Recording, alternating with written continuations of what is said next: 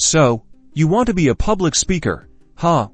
Well, buckle up, because it's not just about the words. First, self-awareness is key. Know your strengths, your weaknesses, and what makes you what gets you fired up.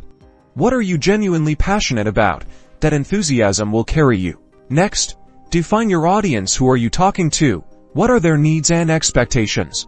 Tailor your message to resonate with them. Research, gather data, and understand their perspective. This is about connecting, not just conveying information. Now comes the content. Structure is crucial. Have a compelling opening, a clear message or theme, supporting arguments with vivid examples, and a strong conclusion that leaves a lasting impact.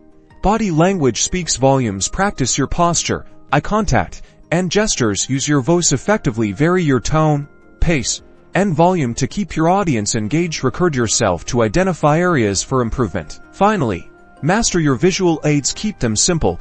Use high-quality images, and don't overload your slides with text. Make sure they enhance, not distract from your message. Use them strategically to support your points and provide context. Public speaking is a skill that improves with practice. Don't be afraid to mess up, and always seek feedback. Embrace the opportunity to connect, inspire, and captivate your audience.